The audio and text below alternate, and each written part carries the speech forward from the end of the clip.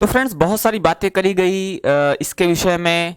बहुत सारी बातें एजुकेशन के विषय में करी गई, वुमेन्स एजुकेशन के विषय में करी गई कि औरतों की जो शिक्षा है वो कैसी होनी चाहिए, औरतों की जो शिक्षा है उसका क्या फायदा है। तो यहाँ पर एक चीज़ और कही जा रही है कि हमारी जो क्लासिक्स हैं, हमारे क्लासिक्स में बहुत सारी ऐसी स्टोरीज हैं। There are so many thrilling stories in our classics जो कि कहीं ना कहीं हमारे लाइफ में बहुत बड़ा एक विटल रोल प्ले करती हैं। तो यहाँ पर वही बात की जा रही है कि there are so many thrilling stories in our classics. There are so many thrilling stories means there are many thrilling stories in our classics, in our Vedas, in our classical books which will instill into us great moral strength, which will put in us great moral values, great moral strength, which will lay down for us the lines on which we have to conduct ourselves, जो कि क्या करेंगी, यहाँ पर कहा जा रहा है which will instil in to us great moral strength, जो कि हमारे अंदर जो ग्रेट मोरल स्ट्रेंथ है, बिल्कुल महान जो नैतिक ताकत है, नैतिक शक्ति है, उसको अंदर हमारे संचारित करेंगी। Which will lay down for us the lines on which we have to conduct ourselves, और जो हमारे सामने एक ऐसा राह दिखाए, हमारे सामने एक ऐसा रास्ता रखेंगी जिस पे हम अपना कंडक्ट निर्माण कर सकते हैं, अपने चरित्र का निर्माण कर सकते हैं। हमारे जीवन में बहुत सारी ऐसी स्टोरीज हैं हमारे क्लासिक्स के अंदर, या हम बहुत सारी स्टोरीज ऐसी देखते हैं हमारे क्लासिक्स में, अपने जो प्राचीन धर्म ग्रंथ हैं उनमें, जो कि कहीं ना कहीं हमारे अंदर ग्रेट मोरल स्ट्रेंथ ला सकती हैं, भर सकती हैं, हमें महान जो नैतिक स्ट्रेंथ है, ताकत है, शक्ति है, उससे ओतप्रोत कर सकती हैं, और साथ ही साथ जो हमारे चरित्र निर्माण के लिए एक राह हमें दे सकती हैं। आगे कहा जा रहा है कि गिव अस गुड विमेन। एक बात कही जाती है विमेन के विषय में, औरतों के विषय में, नारी के विषय में। नारी के विषय में कहा जाता है कि अगर नारी अच्छी हो, पढ़ी लिखी हो, तो वो कम से कम तीन कुल को वो सही कर देती है, ठीक कर देती है। कैसे? जब नारी पढ़ी लिखी होती है तो एक तो अपना घर ठीक करती है, अपने बच्चों को ठीक करती है, अपना घर ठीक करेगी। पहली चीज तो वो खुद ठीक हो जाएगी, वो खुद ज्ञानवान हो जाएगी। दूसरा, वो अपने बच्चों को ज्ञानवान बनाएगी। और वही नारी अपने जो उसका मायके का पक्ष होता है, मतलब मायके का पक्ष, ससुराल का पक्ष और स्वयं, इस तरह से वो तीन पीढ़ी को सुधारती है, तीन पीढ़ी को वो ठीक करने का काम करती है। तो यही चीज यहां पर कहा जा रहा है, give us good women, give us, हमें दो, गुड विमेन, अच्छी औरतें, हमें अच्छी महिलाएं दो, हमें अच्छी नारियां दो, हमें अच्छी नारियां दो। We will have a great civilisation, we will have, हमारा होगा अ ग्रेट सिविलाइजेशन, एक ग्रेट मीन्स महान सिविलाइजेशन, सभ्यता। हमें अच्छी नारियां दो, हम एक अच्छी सभ्यता निर्माण करेंगे, एक अच्छी सभ्यता निर्मित करेंगे। तो यहां पर कहा जा रहा है give us good women, we will have a great civilisation, आप हमें अच्छी नारियां दो तो हमारी सभ्यता अच्छी हो जाएगी, हमारी सभ्यता महान हो जाएगी। और give us good mothers, give us, हमें दो, गुड मदर्स, अच्छी माएँ, हमें अच्छी माएँ दो। We will have a great nation, तो हमारा राष्ट्र महान हो जाएगा। अच्छी नारियां दोगे तो हमारी सभ्यता महान हो जाएगी, और अच्छी माएँ दोगे तो अच्छी माएँ हमारे राष्ट्र को महान कर देंगी। यहां पर आगे कहा जा रहा है when you talk about education, when you talk, जब आप बात करते हो अबाउट एजुकेशन, ये नेक्स्ट पैराग्राफ है, इसको देखिएगा कि व्हेन यू टॉक, जब आप बात करते हो अबाउट एजुकेशन, शिक्षा के विषय में, इसमें एजुकेशन की बात की जाती है। इसमें कहा जा रहा है कि जब आप पढ़ाई की बात करते हो तो पढ़ाई की बात करते समय आपके सामने बहुत सारे व्यू होते हैं, आपके दिमाग में बहुत सारी चीजें होती हैं। हम पढ़ाई कर रहे हैं, किस लिए कर रहे हैं? अगर आपसे कोई पूछता है आप लाइफ में क्या करना चाहते हो, या अगर आपसे कोई ये पूछे कि आप क्या कर रहे हो, तो आप बताते हो कि हम अभी 12th कर रहे हैं, या अभी हम इस क्लास में पढ़ रहे हैं। अगर कोई पूछता है 12th किस स्ट्रीम से कर रहे हो, तो आप बताते हैं कि हम साइंस से कर रहे हैं, या हम आर्ट से कर रहे हैं, या हम इस स्ट्रीम से कर रहे हैं। फ्रेंड्स मतलब क्या है इसका, फिर आपसे वो पूछ सकता है, या कई बार ऐसा होता है कि लोग पूछ ही लेते हैं कि भाई ये बताओ आप साइंस से कर रहे हो, या आप आर्ट से कर रहे हो, या आप कॉमर्स से कर रहे हो। So what is your purpose, आपका पर्पज क्या है, what you want to be in your future, आप अपने फ्यूचर में क्या होना चाहते हो, क्या बनना चाहते हो। तो उस कंडीशन में आपको फिर बताना होता है, आपके दिमाग में तरह तरह की बातें होती हैं। आप जब पढ़ाई करना शुरू करते हैं, या आप 12th के बाद भी हो सकता है कुछ चीजें करें, कुछ पढ़ाई करें, तो उस समय भी आपके दिमाग में कई सारी चीजें होंगी। आप बीए करना चाहते हैं, कि आप बीएससी करना चाहते हैं, कि आप बीटेक करना चाहते हैं, कि आप बीकॉम करना चाहते हैं, आप क्या करना चाहते हैं। तो आपके दिमाग में उस एजुकेशन को लेकर कुछ ना कुछ बातें होती हैं। यहां पर वही बात कही जा रही है कि when you talk about education, जब आप एजुकेशन की बात करते हो, you have several aims in view, so you have several aims, you have several thoughts in your mind, आपके दिमाग में कई सारे विचार होते हैं, आपके व्यू में कई सारे एम्स होते हैं। Give the people those who are taught, अब ध्यान दीजिएगा, ये लाइन विशेष रूप से ध्यान दीजिएगा कि दोज हु आर टाट, दोज वो लोग, हु आर टाट जो शिक्षित हैं, वो लोग जो शिक्षित हैं, वो लोग जो टॉट हैं, टॉट मीन्स पढ़ाए गए। तो यहां पर कहा जा रहा है कि दोज वो लोग, हु आर टाट जो शिक्षित हैं। अब इसको समझिए कि गिव द पीपल, उन लोगों को दो, नॉलेज मीन्स ज्ञान, हु आर टाट जो शिक्षित हैं उन लोगों को, गिव मीन्स दो, द पीपल मीन्स उन लोगों को, नॉलेज, नॉलेज मीन्स ज्ञान, अब द वर्ड संसार का, इन विच मीन्स जिसमें, दे लिव वो रहते हैं।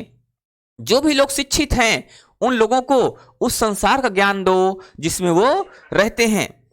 ठीक है, अब यहां पर हमें यह कहा जा रहा है कि जिस संसार में हम रहते हैं हमें उसका ज्ञान भी प्राप्त करना चाहिए। जैसे होता क्या है, हम बीएससी कर लिए, बीए कर लिए, बीकॉम कर लिए, एमए कर लिए, एमएससी कर लिए, एमकॉम कर लिए, एमटेक कर लिए, ये कर लिए, वो कर लिए, मास कम्युनिकेशन का कोर्स कर लिए, सब कुछ हमने कर लिया, पीजीडीसीए कर लिए, पीजीडीबीएम कर लिया, लेकिन हम जिस संसार में रहते हैं हम उसका ज्ञान अर्जित नहीं कर पाते। हम उसको, उसका जो नॉलेज है, we don't acquire that particular knowledge where we live, whatever we see around us, we don't have the idea of those things, हमें उन चीजों का आइडिया नहीं होता है।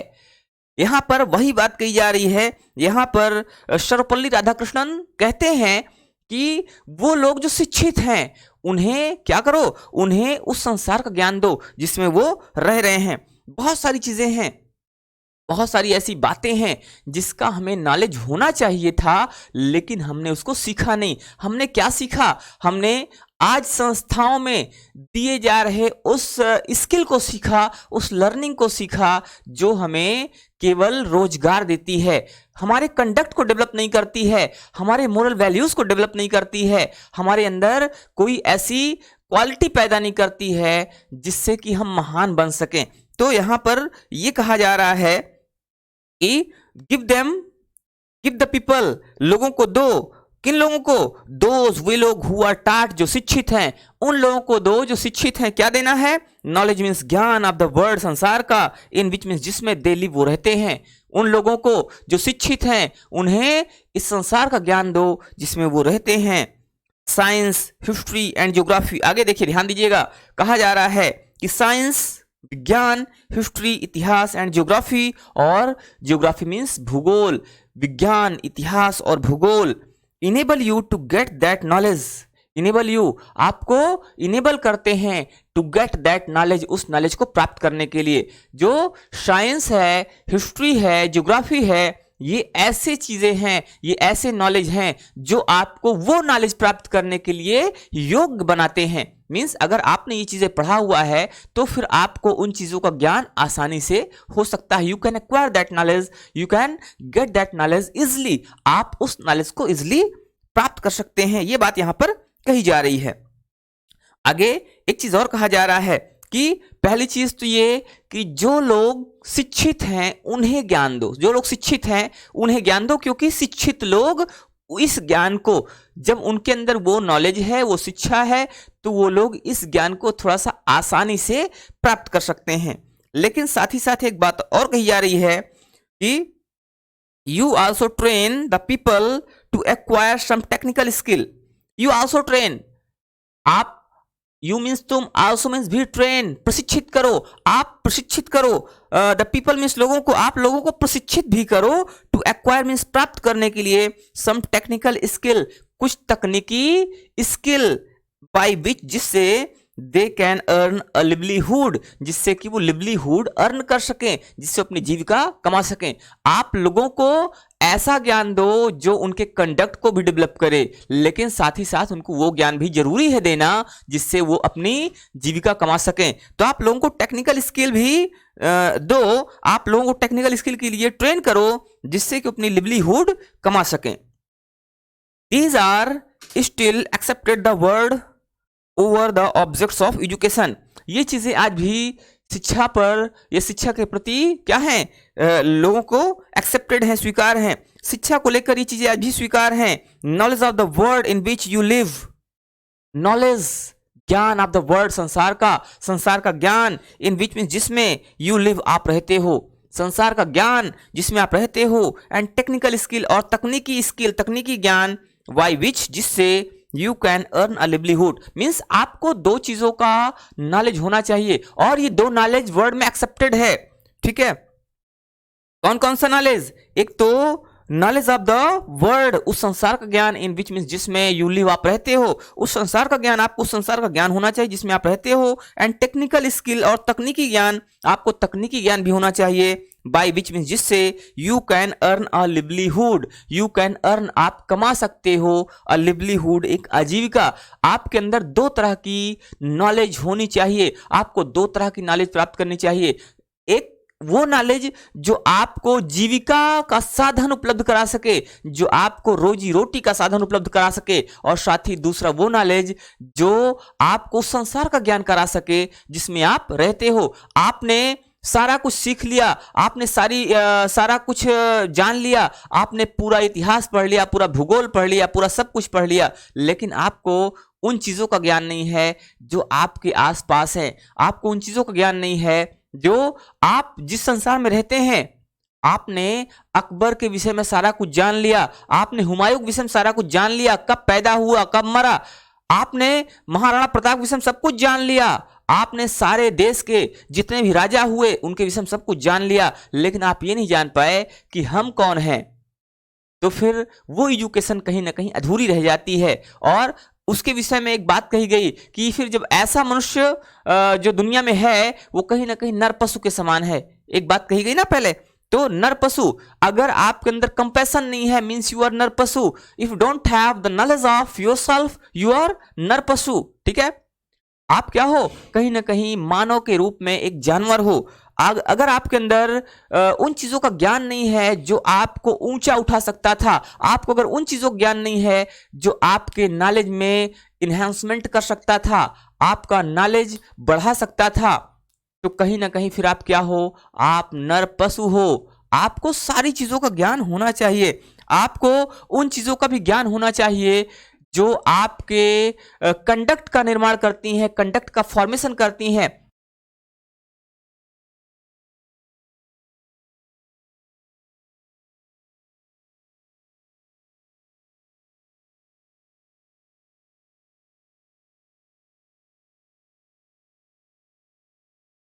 जो आपका चरित्र है, चरित्र कैसे बनता है?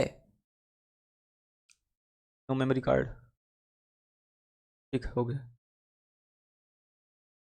अगर आपको उन चीजों ज्ञान नहीं है जो आपके चरित्र का निर्माण करती हैं, तो कहीं ना कहीं आपकी शिक्षा अधूरी है। वही बात यहां पर कही जा रही है। कहा जा रहा है कि knowledge of the world in which you live, you should have the knowledge of the world in which you live, you should have knowledge of the place where you live, and technical skill by which you can earn a livelihood. And you should also have knowledge of technical skills, or you should also have a technical skill by which you can earn a livelihood. But lekin what is their specific about the kind of education imparted in the institution of our country? But what is their specific, लेकिन क्या खास है about the kind of education, उस शिक्षा के बारे में, उस शिक्षा के प्रकार में इम्पार्टेड इन द इंस्टीट्यूशंस, जो हमारे इंस्टीट्यूशंस में इम्पार्ट की जाती दी जाती है। फिर उस शिक्षा में क्या खास है जो हमारे इंस्टीट्यूशंस में, हमारे संस्थानों में दी जाती है ऑफ आवर कंट्री, हमारे देश के। फिर उस शिक्षा में क्या खास है जो हमारे देश के संस्थाओं में दी जाती है। We have heard that the chief purpose of education is not merely the acquiring of skill और information but the initiation into a higher life. बहुत बड़ी बात यहां पर कही जा रही है, बहुत अच्छी बात कही जा रही है। यहां पे कहा जा रहा है कि जो एजुकेशन है, एजुकेशन का जो पर्पस है वो केवल नॉलेज या इंफॉर्मेशन प्राप्त करना नहीं है। अगर कोई कहता है कि मैं शिक्षित हूं लेकिन उसकी शिक्षा का कोई भी साकार स्वरूप नहीं दिख रहा, कहते हैं कि जब वृक्ष में फल लगते हैं तो वृक्ष में झुकाव आ जाता है।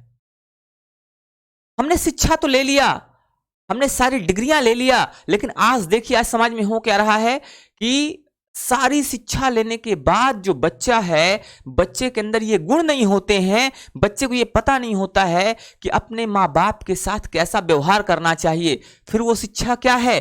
क्या वो शिक्षा पर्याप्त है? क्या वो शिक्षा पूर्ण है? क्या वो शिक्षा सही है? तो कहीं ना कहीं वो शिक्षा, हमें लगता है कि वो शिक्षा अधूरी है, उस शिक्षा का कोई फायदा नहीं है अगर वो आपको संस्कार नहीं दे पाई। तो यही चीज यहां कही जा रही है कि वी हैव हर्ड, हमने सुना है, that the chief purpose of education, that की द चीफ पर्पस, मुख्य उद्देश्य ऑफ एजुकेशन, शिक्षा का, इज नॉट नहीं है merely the acquiring of skill, केवल स्किल प्राप्त करना। The purpose of education is not merely acquiring skill or information. जो शिक्षा का उद्देश्य है केवल स्किल या इंफॉर्मेशन पाना नहीं है, लेकिन the initiation into a higher life, बल्कि क्या है initiation into higher life means you have to progress towards a higher life, you have to go to a higher life. If you have got education, if you have got an education means you are going to step towards a higher world. आप जो है ना एक ऊंचे, एक महान word की तरफ, एक बहुत ही उन्नत वर्ड की तरफ अपने कदम बढ़ाने जा रहे हो। एजुकेशन मतलब ये होता है, अगर आप पढ़े लिखे होने के बाद भी कहीं ना कहीं लैकिंग हो, आपके अंदर नॉलेज तो है, आपके अंदर चीजों को नॉलेज है, आपको इतिहास पता है, भूगोल पता है, सब कुछ पता है, but you are lacking with some kind of qualities, characters and moral values. तो इसका मतलब है कहीं ना कहीं आपके अंदर उस शिक्षा का अभाव है जो आपको मिलनी चाहिए थी। तो यहां पर वही चीज कहा जा रहा है कि हमने सुना है कि जो शिक्षा का मेन पर्पस है that is not merely the acquiring of skills, वो केवल स्किल प्राप्त करना नहीं है और इंफॉर्मेशन या इंफॉर्मेशन प्राप्त करना नहीं है, but the initiation into higher life, बल्कि एक उच्च जीवन की तरफ इनिशिएशन है। Means if you want to get the real education you should have moral values, conduct and many more things which will lead you to higher life, जो तुम्हें एक हायर लाइफ की तरफ ले जाएंगी। और initiation into a word which transcends the word of space and time. और क्या है शिक्षा का उद्देश्य? शिक्षा का उद्देश्य केवल स्किल पाना नहीं है, शिक्षा का उद्देश्य केवल आज के सिनेरियो में दिख रहा है ना कि शिक्षा से केवल इंफॉर्मेशन दी जा रही है, शिक्षा से केवल स्किल दी जा रही है। आप अगर स्किल कोई ले लिए मीन्स यू आर एजुकेटेड, आपके अंदर चरित्र है नहीं है कोई फर्क नहीं पड़ता। लेकिन वास्तव में जो सर्वपल्ली राधाकृष्णन है उनका कहना है कि वास्तव में यह शिक्षा अधूरी है अगर आपके अंदर वो क्वालिटीज नहीं है। तो यहां पर कहते हैं कि जो शिक्षा है वो क्या है? Initiation into a word which transcends the word of space and time. ये जो शिक्षा होती है, शिक्षा का उद्देश्य है इनिशिएशन मीन्स शुरुआत, टू अ वर्ड, एक वर्ड की तरफ, इनटू अ वर्ड, एक वर्ड में, इनिशिएशन टू अ वर्ड, एक वर्ड में, initiation which transcends the word of space and time, जो कि स्पेस और टाइम के वर्ड को, अंतरिक्ष और समय के वर्ड को भी ट्रांसेंड करती है, या स्पेस और टाइम को भी ट्रांसेंड करती है। मीन्स ऐसे वर्ड की तरफ आगे बढ़ने का कार्य है जो शिक्षा है। शिक्षा का मतलब एक ऐसे वर्ड की तरफ आगे बढ़ना है, एक ऐसे दुनिया की तरफ आगे बढ़ना है जो टाइम और स्पेस के भी आगे ले जाती है। ठीक है, कौन सी शिक्षा है? जो टाइम और स्पेस, टाइम के आगे जाने का मतलब तो हम सोच भी नहीं सकते, टाइम को हम पीछे करने की सोच भी नहीं सकते, क्योंकि टाइम को हम कभी भी पकड़ नहीं पाते हैं, हम जान नहीं पाते हैं कि जो रोलिंग टाइम है, वेयर इट गोज, जी बीता हुआ समय है, वेयर इज इट गोइंग, ये कहां जा रहा है, हमको पता नहीं चल पाता है। जो पास्ट ईयर्स हमारे हैं वो कहां चले गए, हमें पता नहीं चल पाता है। हम टाइम के साथ चल सकते हैं लेकिन टाइम से आगे नहीं चल सकते, और टाइम से पीछे भी हम नहीं जा सकते हैं, अपने टाइम में हम पीछे भी नहीं जा सकते हैं, अभी तक ऐसा नहीं संभव हुआ है। तो यहां पर कहा जा रहा है कि शिक्षा क्या है? शिक्षा वो है जो हमें एक ऐसे वर्ड की तरफ ले जाती है जो टाइम और स्पेस से भी आगे है। तो the latter informs and animates the former, though means यद्यपि, द लेटर जो बाद वाली शिक्षा है, इन्फॉर्म्स वो इन्फॉर्म करती है, एंड एनिमेट्स और एनिमेट करती है द फॉर्मर मीन्स पहले वाले को।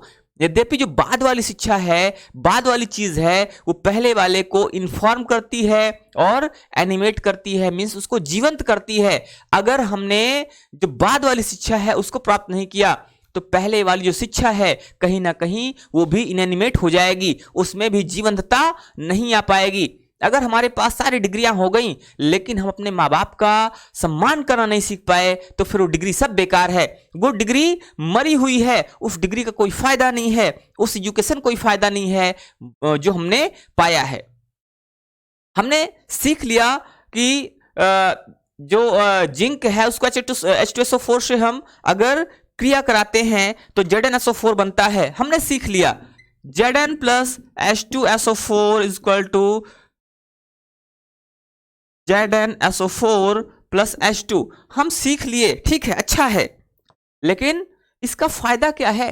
अगर हमने संस्कार नहीं सीखा, अगर हमारे कैरेक्टर में डेवलपमेंट नहीं हुआ, हम अपने संस्कार को डेवलप नहीं कर पाए, तो फिर इस इक्वेशन को सीखने का, इस केमिकल रिएक्शन को सीखने का भी कोई फायदा नहीं होगा। हमने सारे रूल सीख लिए, हमने केपलर को पढ़ लिया, हमने सारी मैथ पढ़ ली, हमने सारी इंग्लिश पढ़ ली, हमने सब कुछ पढ़ लिया, लेकिन हम नहीं सीख पाए कि हमें अपने बड़ों के साथ कैसे व्यवहार करना चाहिए, तो वो सारी एजुकेशन बेकार हो जाती है। तो जो बाद वाली एजुकेशन है वो पहले वाली को इन्फॉर्म करती है और उसको एनिमेट करती है, मीन्स उसको जीवंत करती है।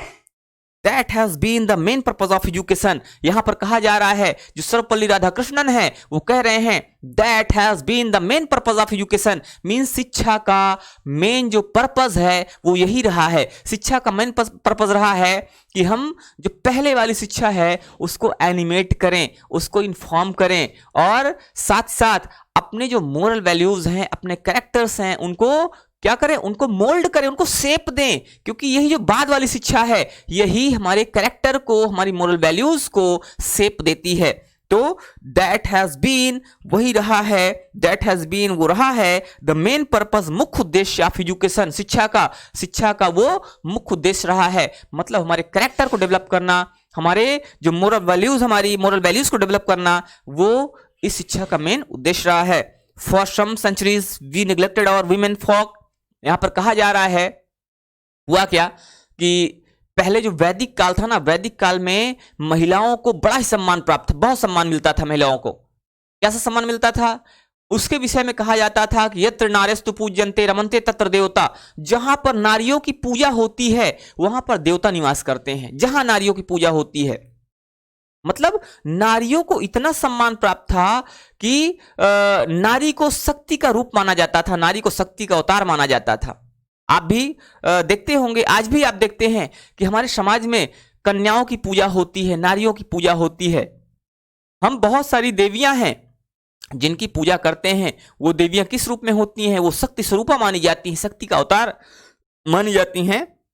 तो यहां पर वही बात की जा रही है कि that has been the main purpose of education, वो शिक्षा का मुख्य उद्देश्य रहा है। और for some centuries means for some time, for some 100 years, कुछ 100 वर्षों तक हमने क्या किया? We neglected our women folk, हमने अपने विमेन फॉक को, जो नारी समाज है, उसको निग्लेक्ट किया। वी इग्नोर देम, हमने उनको इग्नोर किया, कहीं ना कहीं उनको उपेक्षा का शिकार बनाया, हमने उनको उपेक्षित किया। लेकिन अवर ट्रेडिशन, हमारी जो परंपरा है, हाउएवर फिर भी हैज बीन समव्हाट डिफरेंट, जो हमारी परंपरा है वो कुछ डिफरेंट रही है। हमने भले ही पहले क्या होता था, जब वैदिक काल की बात करें तो वैदिक काल में नारियों को बहुत ही विशेष अधिकार प्राप्त थे, नारियों को बहुत विशेष अधिकार प्राप्त थे। उनको सारे अधिकार, जैसे उपनयन संस्कार होता है, जनेऊ, जनेऊ किसका होता है, जब लोग बड़े हो जाते हैं, पुरुष बड़े हो जाते हैं तो उनका जनेऊ संस्कार होता है, ठीक है। तो जो जनेऊ संस्कार है, जो उपनयन संस्कार है, आज सिर्फ पुरुषों का होता है, लेकिन पहले ऐसा नहीं था। पहले महिलाओं का भी उपनयन संस्कार होता था, पहले महिलाएं भी उपनयन संस्कार की अधिकारिणी थी। और यहां पर एक चीज और बात करी जा रही है, जैसे आज होता है कि आज मंदिरों में कुछ मंदिर ऐसे हैं जहां पर महिलाओं का प्रवेश वर्जित हो गया है, लेकिन पहले ऐसा नहीं था। पहले चीजें डिफरेंट थी। जो महिलाएं होती थी, महिलाओं को अधिकार प्राप्त थे कि महिलाएं भी जाकर मंदिरों में पूजा कर सकती थी, उनको कोई रोक टोक नहीं थी, उनके साथ कोई पाबंदी नहीं थी। तो वही चीज यहां पर कही जा रही है, जो हमारी परंपरा है ना, हमारी परंपरा ऐसी नहीं थी, हमारी परंपराएं उससे डिफरेंट थी जो आज देखी जा रही हैं, जो आज परंपरा हम देख रहे हैं। कहा जा रहा है अवर ट्रेडिशन, हमारी परंपरा, हाउएवर फिर भी हमारी जो परंपरा है has been somewhat different, means the tradition was not like that as we see this days. वो जो परंपरा है वो वैसी नहीं थी जैसे आज हम लोग देख रहे हैं, वो इससे डिफरेंट थी। और यहां पर एक श्लोक की बात हो रही है। कहा जा रहा है पुरा कल्पे सुनारी नाम मंदिरा वंदना निश्चिता, पुरा कल्पे सुनारी नाम मंदिरा वंदना निश्चिता। पुरा कल्पेशु, in the ancient time, in the time when the Vedic युग was celebrated, या when there was a Vedic युग, तो पुरा कल्पेशु नारी नाम, in the Vedic yuga Mandira Vandana निश्चिता means women were authorized to worship in the temples। तो यहां पर कहा जा रहा है कि पुरा कल्पेशु नारी नाम, प्राचीन काल में जो नारियां थी, मंदिरा वंदना निश्चिता, वो मंदिर में वंदना, उनकी जो मंदिर में वंदना थी वो निश्चित थी, अर्थात तो मंदिर में वंदना कर सकती थी, उनको मंदिर में वंदना का अधिकार प्राप्त था। They were authorised for this, वो इसके लिए ऑथराइज्ड थी, ठीक है। फिर अध्यापनांका वेदा नाम, और अध्यापनांका, अध्यापन, वेदा नाम मीन्स वेदों का, अध्यापन मीन्स जो शिक्षा है, वेदों की शिक्षा, तो अध्यापनांका वेदानाम गायत्री वंदनाम, तथा वेदों का अध्यापन और गायत्री की वंदना, गायत्री का जो वंदन है, ठीक है। तो ये चीजें नारियों को पहले अधिकार प्राप्त होता था, इन चीजों का। नारियां जो है इन चीज के लिए अधिकृत थी। नारियां वैदिक जप भी कर सकती थी, वेदों का पाठ कर सकती थी, नारियां मंदिरों में जाकर पूजा कर सकती थी, नारियां गायत्री का जप भी कर सकती थी, जो कि बाद में वर्जित हो गया। बाद में नारियों को गायत्री जप के लिए पाबंदी हो गई। तो यहां पर वही बात कही जा रही है कि इन एंशिएंट टाइम्स, प्राचीन समय में, इन एंशिएंट टाइम्स, प्राचीन समय में, our women had the ceremony of upanayan, our women, हमारी औरतों का हैड होता था द सेरेमनी ऑफ उपनयन, उपनयन संस्कार, सेरेमनी मीन संस्कार ऑफ उपनयन, उपनयन का जनेऊ संस्कार जिसे बोलते हैं। जनेऊ क्या होता है, आप लोग देखते होंगे कि कई सारे लोग होते हैं वो एक धागा पहने होते हैं यहां से ऐसे, ठीक है, यहाँ धागा पहने होते हैं, तो जब वो कभी अगर टॉयलेट वगैरह जाते हैं तो उसको कान में ऐसे ऐसे घुमा लेते हैं, तो वो उपनयन होता है। तो इन एंशिएंट टाइम्स, प्राचीन समय में, अवर विमेन, हमारी औरतें, हैड द सेरेमनी, उनका सेरेमनी होता था, संस्कार होता था उपनयन, उपनयन का। प्राचीन काल में जो हमारी औरतें होती थी हमारे देश की, उनका उपनयन संस्कार होता था, परफॉर्म्ड फॉर देम, जो उनके लिए किया जाता था, ठीक है। मतलब उन औरतों का उपनयन संस्कार होता था। They were entitled to study of the Vedas, they were entitled, वो अधिकारिणी थी, टू स्टडी की ऑफ द वेदास, वेदों के, वो वेदों के अध्ययन की अधिकारिणी थी, वो वेदों का अध्ययन कर सकती थी, उनको कोई पाबंदी नहीं थी। They were also entitled to the chanting of the Gayatri japa, they were also entitled, they were also authorized for Gayatri जप, वो गायत्री जप के लिए भी इंटाइटल्ड थी, authorized थी, means they could enchant Gayatri मंत्र, वो गायत्री मंत्र को इंचैंट कर सकती थी। All these things were open to our women, all these things, ये सारी चीजें वर ओपन थी टू अवर वीमेन, हमारी औरतों के लिए, ये सारी चीजें हमारी औरतों के लिए ओपन थी, means all this things were available for these women, ये सारी चीजें इन औरतों के लिए ऑथराइज्ड थी, उनके लिए कोई पाबंदी इसमें नहीं थी। तो all these things were open to our women, but लेकिन our civilization became arrested, but लेकिन आवर सिविलाइजेशन, हमारी सभ्यता बीकेम अरेस्टेड, अरेस्ट हो गई। लेकिन जो हमारी सभ्यता है वो अरेस्ट हो गई मीन्स बहुत सारी लिमिटेशंस उसमें आ गई, बहुत सारी संकीर्णताएं आ गई और नैरोनेस ऑफ थॉट्स आ गए, विचारों के जो विचारों की संकीर्णता है वो आ गई और इन सारी चीजों ने उसको अरेस्ट कर लिया। तो और सिविलाइजेशन, हमारी जो सभ्यता है, बिकेम अरेस्टेड, वो बिकेम अरेस्टेड मीन्स अरेस्ट हो गई। एंड और one of the main science, और एक मुख्य जो साइन है ऑफ दैट, उसका डिके ऑफ और सिविलाइजेशन, और जिसका एक मुख्य साइन हुआ, जो उसका मुख्य एक प्रतीक देखने को मिल रहा है, वो क्या है? Decay of civilisation, decay of our civilisation, हमारी सभ्यता का जो डिके है is the subjection of women. हमारी जो सभ्यता का जो डीके का एक मेन साइन है, हमारे सभ्यता के, हमारे सिविलाइजेशन के जो क्षय का एक मेन जो साइन है, एक मेन जो प्रतीक है, वो किस रूप में देखने को मिल रहा है? That is the subjection of women, that is वो है द सब्जेक्शन, सब्जेक्शन मीन्स दास्ता ऑफ वुमेन, वुमेन मीन्स औरतों की, that is because of the slavery of women, वो औरतों की दास्ता की वजह से हुआ। मतलब अगर औरतों को इस तरह से दास्तां में ना रखा जाता, औरतों की दास्तां और औरतों से दास्तां ना करवाई जाती, तो शायद हमारी सिविलाइजेशन का ऐसे क्षण ना होता, हमारी सिविलाइजेशन कहीं ना कहीं इतनी डाउनवर्ड ना जाती, क्योंकि आज वो लगातार डिक्लाइन हो रही है। आप देखिए लगातार हमारी सभ्यता जो है वो कहीं ना कहीं क्षय की तरफ जा रही है, उसका क्षरण हो रहा है। जो वैल्यूज पहले हुआ करती थी, जो लोग पहले हुआ करते थे, आपने देखा होगा आज से 30 साल 40 साल पहले के लोगों को अगर आप जानते हैं, अगर नहीं जानते हैं तो अपने पेरेंट्स से पूछिएगा, पहले लोग बड़े सज्जन होते थे, पहले लोग बड़े अच्छे होते थे, पहले लोगों में उदारता बहुत थी, वो भले उनके पास डिग्री रही हो ना रही हो, लेकिन उनके अंदर मोरल वैल्यूज थी, उनकी जो थॉट्स होते थे वो बड़े अच्छे होते थे। लेकिन समय बीता और ये सारी चीजें चेंज हो गई। आज लोगों के अंदर ना उदारता है, ना दया है, ना धर्म है, ना ममता है, कुछ भी नहीं है। मींस और मोरल वैल्यूज आर डिक्लाइनिंग और सिविलाइजेशन इज डिक्लाइनिंग। जो हमारी सिविलाइजेशन है वो भी डिक्लाइन हो रही है, हमारी जो मोरल वैल्यूज हैं वो भी डिक्लाइन हो रहा है। And even character is and our character is also declining. और यहां तक कि जो हमारा कैरेक्टर है, even our character is declining, हमारा कैरेक्टर भी डिक्लाइन हो रहा है। आप देखिए आज लोगों में चरित्र की जो कमी है वो साफ देखने को मिल रही है।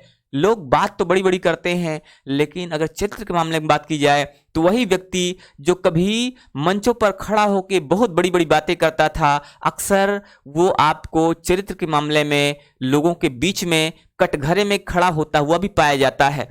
तो ये हमारी जो सिविलाइजेशन है उसमें डिक्लाइन हो रहा है। आगे कहा जा रहा है आफ्टर इंडिपेंडेंस के बाद, स्वतंत्रता के बाद, through the exertion of Mahatma Gandhi, और महात्मा गांधी के प्रयासों से, स्वतंत्रता के बाद महात्मा गांधी के प्रयासों से, a revolution has effected our country, एक रिवोल्यूशन ने हमारे कंट्री को इफेक्ट किया है, हमारे कंट्री को कहीं ना कहीं प्रभावित किया है। एंड और women are coming into their own, और विमेन आर कमिंग, जो महिलाएं हैं वो आ रही हैं इनटू देयर ओन, अपने ओन मीन्स अपने खुद के स्वरूप में, means and the women are retaining their prior position, और जो विमेन हैं वो अपनी प्रायर पोजीशन को कहीं ना कहीं फिर से प्राप्त कर रही हैं। तो फ्रेंड्स ये बात की जा रही थी अभी सर्वपल्ली राधाकृष्णन के द्वारा लिखी हुई जो लिखा हुआ चैप्टर है वुमेन्स एजुकेशन, जो कि आपको हमने पहले भी इसके विषय में बताया है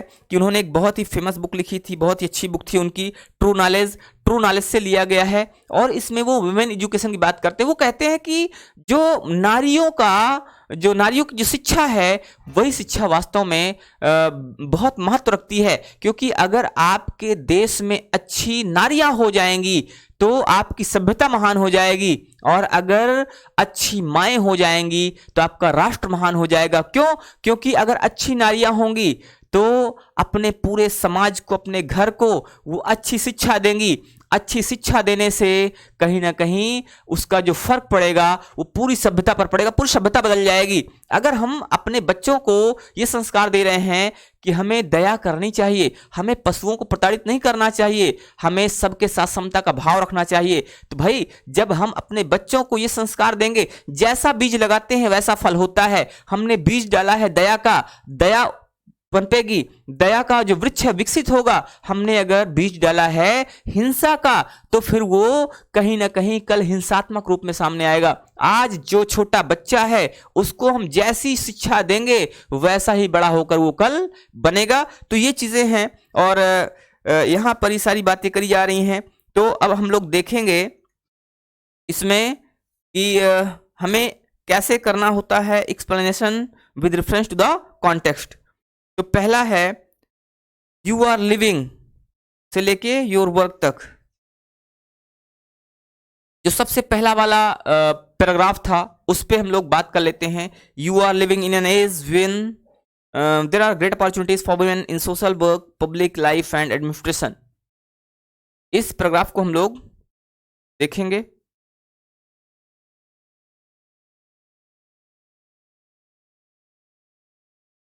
तो रेफरेंस और कॉन्टेक्स्ट और एक्सप्लेनेशन ये तीन मेन चीजें हैं जो हमें करना होता है।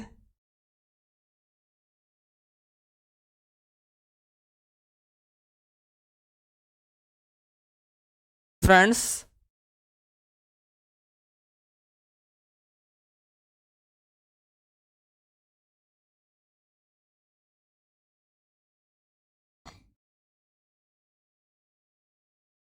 देखिए ध्यान दीजिए फ्रेंड्स, विमेंस एजुकेशन की बात हो रही है। आपको दिख रहा है कि नहीं दिख रहा? हाँ दिख तो रहा है, यहाँ ये भी दिख रहा होगा। चलो ठीक है।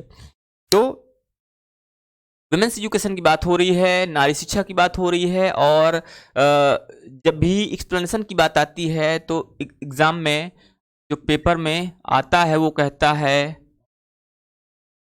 Explain the following passage, explain the following passage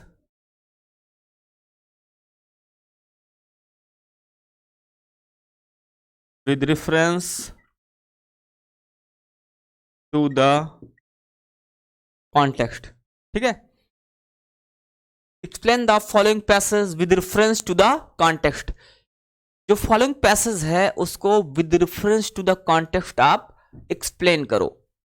friends, आपको सबसे ज्यादा जरूरी होता है जानना कि जब आप एक्सप्लेन करते हैं तो क्या क्या चीजें उसमें मेन होती हैं, उसका क्रम क्या होता है, हमें क्या क्या चीजें लिखनी है और कैसे लिखनी है। एक्सप्लेनेशन के विषय में मैं आपको बार बार एक चीज कहता हूं कि एक्सप्लेनेशन रटने की चीज नहीं है। ठीक है, it is not a thing to be learned by heart. ये कोई चीज जबानी रटने की चीज नहीं है, आपको इसको समझना होता है।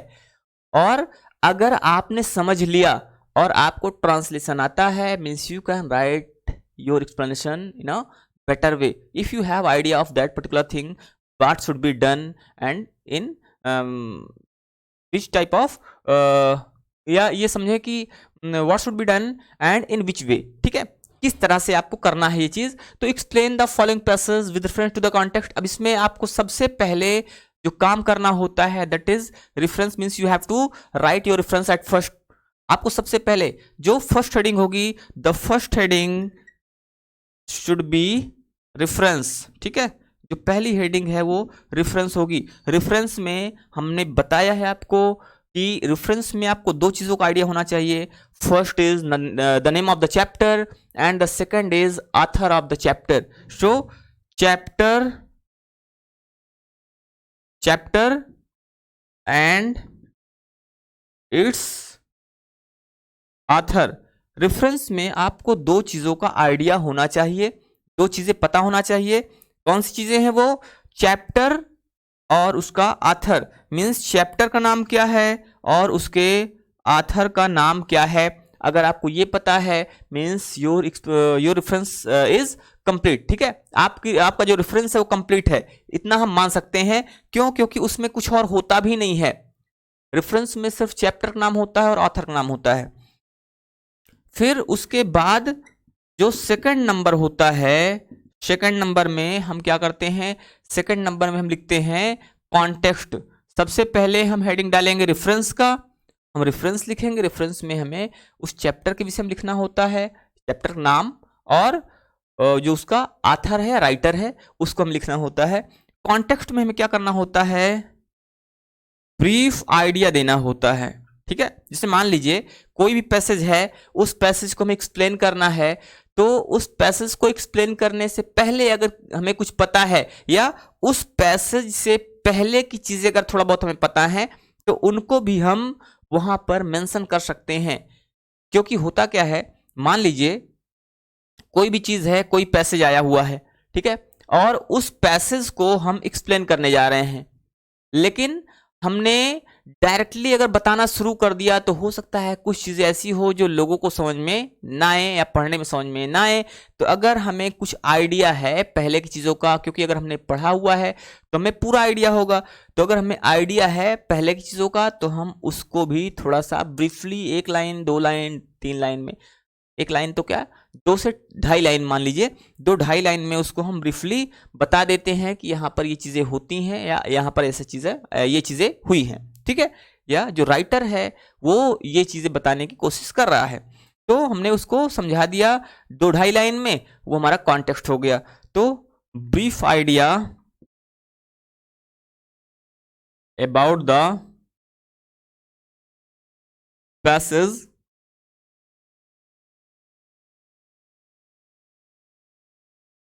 we are going to explain, we are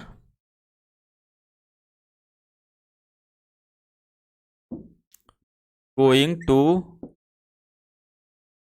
explain। ठीक है, उस पैसेज के विषय में एक ब्रीफ आइडिया देना है जिसको हम एक्सप्लेन करने जा रहे हैं, और उसके लिए जरूरी है, means when you are going to write a context you should have a proper idea of the passage and idea of even before the passage. ठीक है, तो आपको उस पैसेज का आइडिया होना चाहिए और यहाँ तक कि उस पैसेज के पहले का भी आइडिया आपको थोड़ा बहुत होना चाहिए। अगर आपने चैप्टर पढ़ा हुआ है तो ये कोई प्रॉब्लम की बात नहीं है। तो आपने पहले रेफरेंस लिखा, रेफरेंस में आपको चैप्टर का नाम और ऑथर का नाम लिखना होता है, फिर आपने कॉन्टेक्स्ट लिखा, कॉन्टेक्स्ट में आपको क्या लिखना होता है, कॉन्टेक्स्ट में आपको ब्रीफ आइडिया देना होता है उस पैसेज के विषय में, ठीक है, जो कि आप एक्सप्लेन करने जा रहे हो।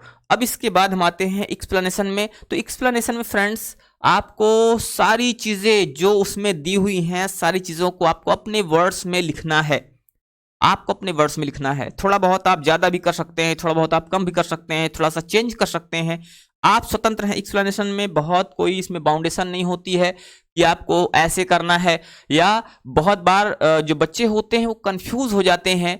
कंफ्यूज किस लिए हो जाते हैं, वो अलग अलग बुक उठाते हैं, ठीक है, या वो एक कोई बुक ले लिए, कोई गाइड ले लिए, अब गाइड में उन्होंने देखा कि गाइड में तो ऐसे दिया हुआ है, और जब वो अपने से करते हैं तो वो डिफरेंट हो जाता है, और उसमें वो कंफ्यूजन एक उनको क्रिएट होता है कि यार गाइड में तो ऐसे दिया हुआ है या बुक में ऐसे दिया हुआ है और हमने ऐसे किया हुआ है तो हमारा गलत है। नहीं, ऐसा नहीं होता है, आपका भी गलत नहीं है और वो भी गलत नहीं है, मीन्स आप भी सही हो और वो भी सही है।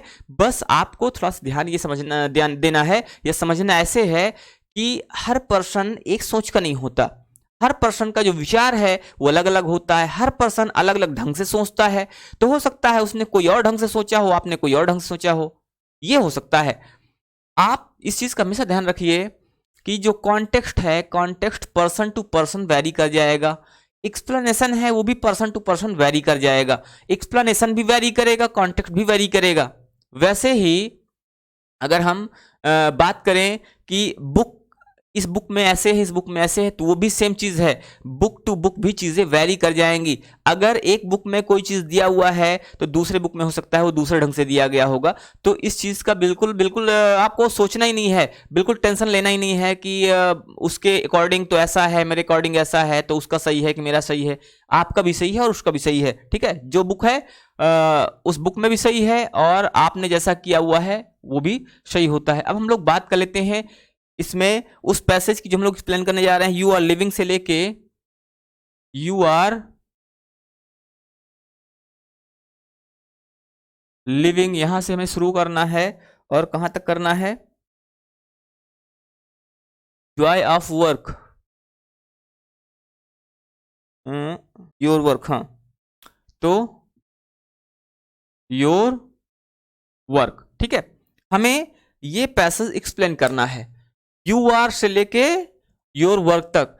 अब करना क्या है, पैसेज हमारे सामने पूरा दिया होगा, पूरा पैसेज लिखा होगा, उस पैसेज को पढ़ना है। बस आपने पैसेज को उस चैप्टर को पढ़ा हुआ हो पहले, ये जरूरी है, क्योंकि आपके सामने पैसेज होगा, आपको नाम नहीं बताया जाएगा चैप्टर का, आपको उसके राइटर का नाम नहीं बताया जाएगा।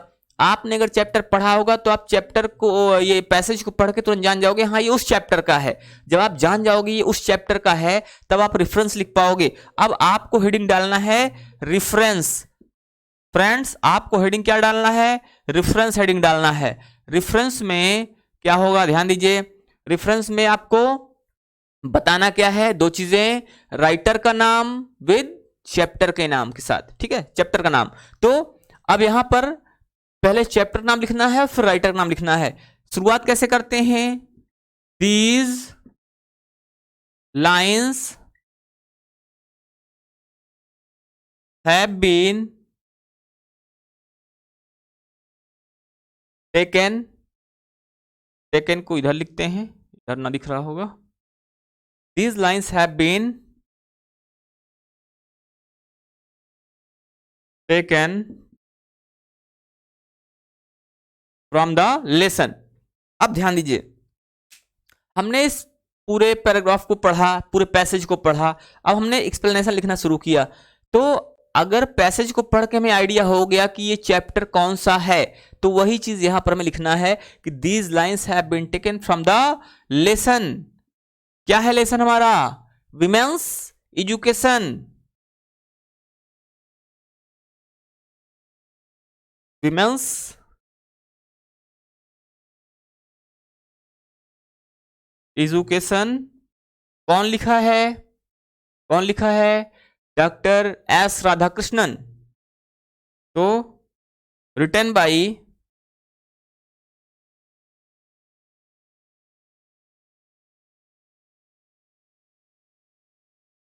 डॉक्टर एस राधा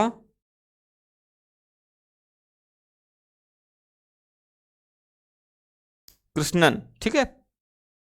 अब हमने आपको एक चीज और बताया है कि अगर आपको उस राइटर के विषय में कोई आइडिया है, कोई विशेषता पता है, अगर आपको उस राइटर की कोई विशेषता पता है, या तो अगर आपको उस चैप्टर की कोई विशेषता पता है, तो आप उसके विषय में भी बता सकते हैं। जैसे ये चैप्टर है, कहां से लिया गया है, ये चैप्टर लिया गया है उनकी फेमस बुक ट्रू नॉलेज से, ठीक है। तो आप अगर चाहें तो वो भी बता सकते हैं कि this chapter has been taken from his famous book true knowledge. अगर आप लिखना चाहें तो लिख सकते हैं। मैं यहां पर थोड़ा सा लिख दे रहा हूं क्योंकि आपको बाकी दिखेगा नहीं।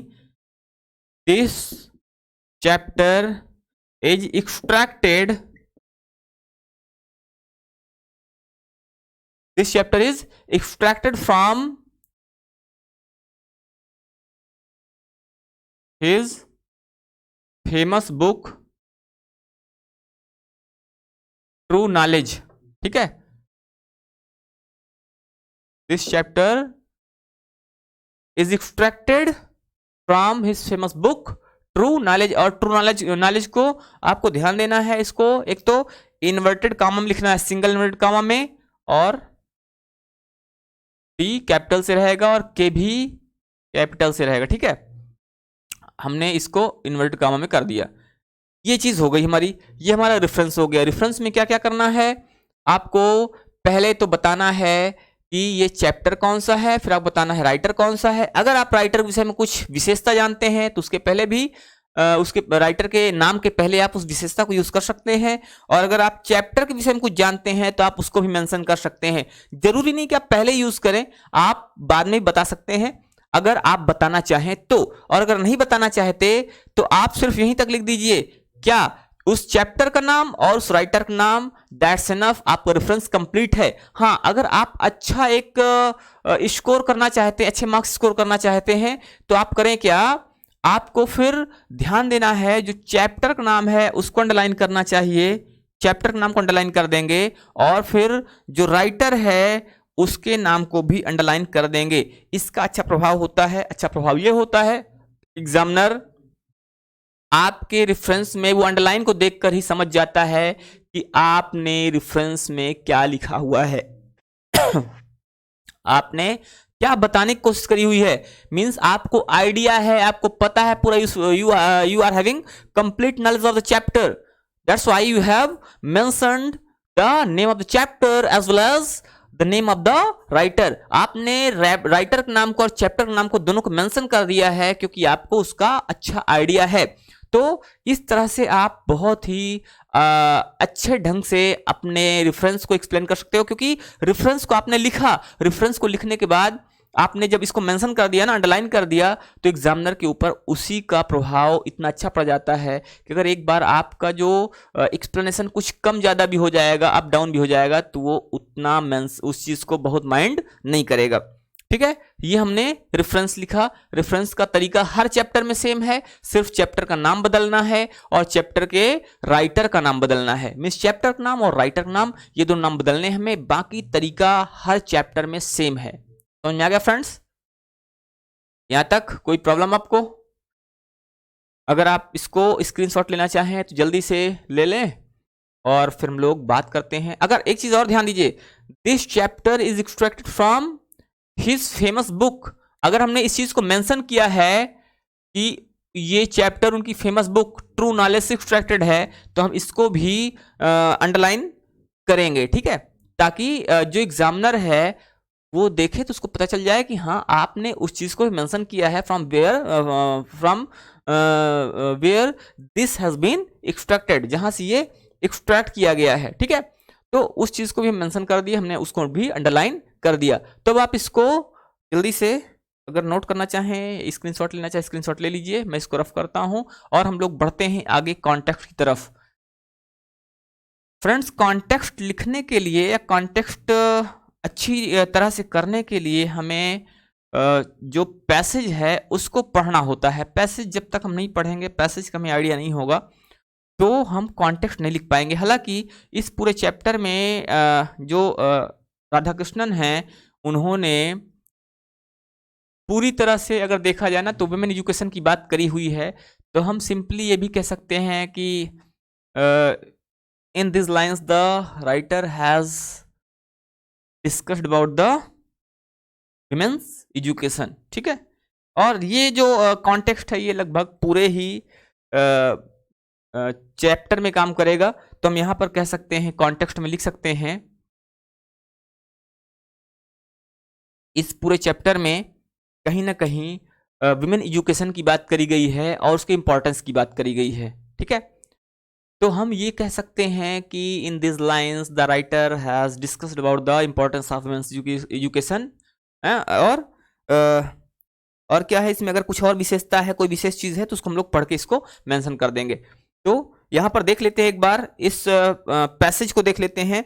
You are living in an age where there are great opportunities for women in social work, public life and administration.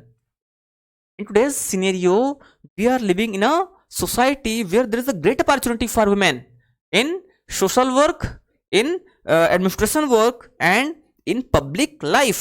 Society requires women of disciplined mind and restrained manners. Society requires women who is having disciplined mind and restrained manner, means who is having a good manner and a disciplined mind. Society requires these types of women.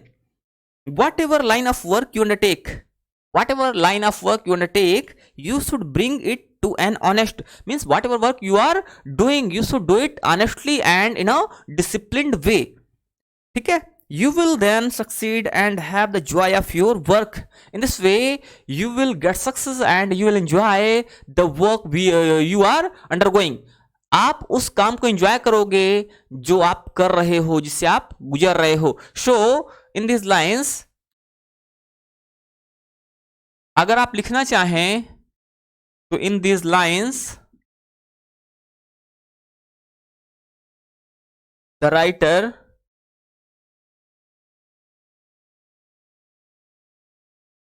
tells the importance of, किसकी importance बताता है? ध्यान दीजिए आप यहाँ पे, यहाँ पर जो राइटर है वो इंपॉर्टेंस बताता है डिसिप्लिन माइंड की, ठीक है, डिसिप्लिन माइंड की और ऑनेस्टी की। आप यहाँ पर ध्यान दीजिए, यहाँ पर कहा जा रहा है कि whatever line of work you undertake you should bring it to an honest discipline mind. आपको इसको ऑनेस्ट और डिसिप्लिन माइंड से करना चाहिए। You will then succeed and have the joy of your work in this way. You will succeed and will have the joy of your work means you will enjoy your work, you will entertain your work. तो आप अपने काम को enjoy करोगे, आप सिर्फ काम नहीं करोगे, आप काम को एंजॉय करोगे। अगर आपको काम में एंजॉयमेंट मिलने लगे, आपका जो काम है वो आपको कहीं ना कहीं वो एंटरटेन करने लगे, तो आप उस काम को और अच्छा कर पाओगे, उसकी परफॉर्मेंस होगी दैट विल इंक्रीज, वो इंक्रीज करेगी। और यही बात यहां पर कही जा रही है। तो in these lines the writer tells the importance of, किसकी इंपॉर्टेंस बताते हैं? इंपॉर्टेंस ऑफ डिसिप्लिन माइंड,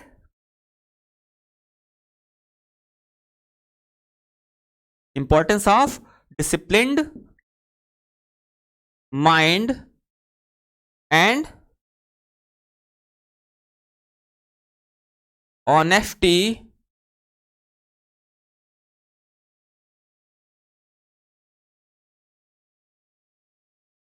और ऑनेस्टी की बात कर रहे हैं यहां पे, ठीक है, and honesty to the work. जो भी काम आप कर रहे हो, काम कुछ भी हो सकता है, तो ऑनेस्टी टू द वर्क।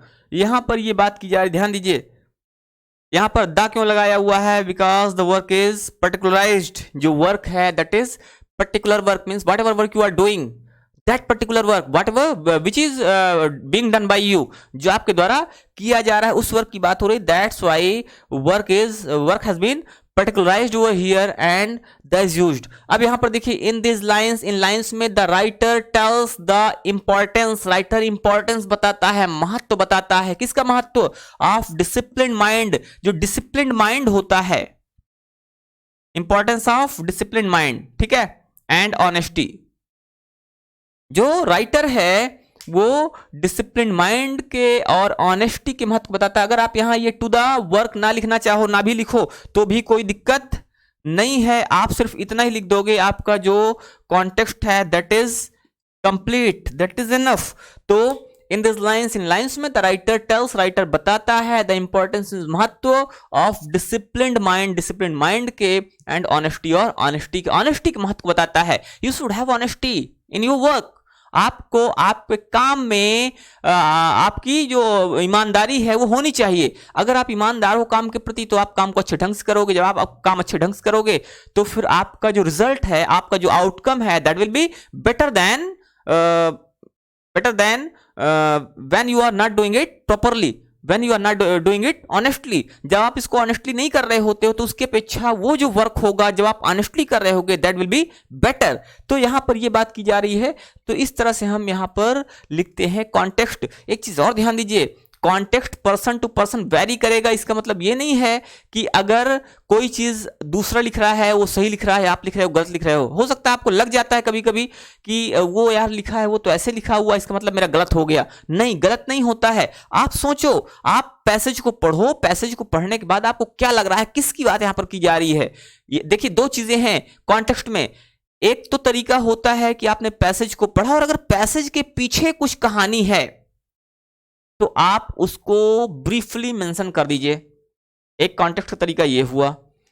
दूसरा कॉन्टेक्स्ट का तरीका क्या है कि अगर आपने पैसेज पढ़ा, पीछे कहानी आपको पता है नहीं पता है वो हम नहीं जानते, वो कोई बात भी नहीं है, ठीक है, वो चिंतक कोई बात नहीं है। लेकिन आपने पैसेज को पढ़ा, पैसेज को पढ़ने के बाद आपको उस पैसेज के विषय में जो भी आइडिया हुआ कि इस पैसेज में किसकी बात की जा रही, क्या बात की जा रही है, तो अगर आपने पैसेज को पढ़ लिया और पैसेज को पढ़ने के बाद आपको पता चल गया कि इस पैसेज में इसकी बात की जा रही है, ये बात की जा रही है, तो आपको वही चीजें ब्रीफ में वहां पर मेंशन कर देनी है, 2 से 2.5 लाइन में, हार्डली 3 लाइन में। आप जब इसको मेंशन कर देंगे तो वो क्या हो जाएगा, वो आपका हो जाएगा कॉन्टेक्स्ट। तो हमने यहां पर पैसेज को पढ़ा और पैसेज को पढ़ने के बाद हमें क्या समझ में आया कि यहां पर डिसिप्लिन्ड माइंड की इंपॉर्टेंस को बताया जा रहा है। और ऑनेस्टी के इंपॉर्टेंस को बताया जा रहा है, ऑनेस्टी का महत्व बताया जा रहा है। तो हमें समझ में आ गया कि हाँ यहाँ पर ये बात हो रही है, हमने वही चीज़ यहाँ पर मेंशन कर दिया है, ये हमारा कॉन्टेक्स्ट हो गया। अब जल्दी से अगर आप इसको अंडरलाइन इसको स्क्रीनशॉट लेना चाहें स्क्रीनशॉट ले लीजिए, और उसके बाद हम लोग फिर देखते हैं एक्सप्लेनेशन कैसे करते हैं। तो फ्रेंड्स अब हम लोग बढ़ते हैं एक्सप्लेनेशन की तरफ और देखते हैं कि एक्सप्लेनेशन में हमें क्या लिखना है।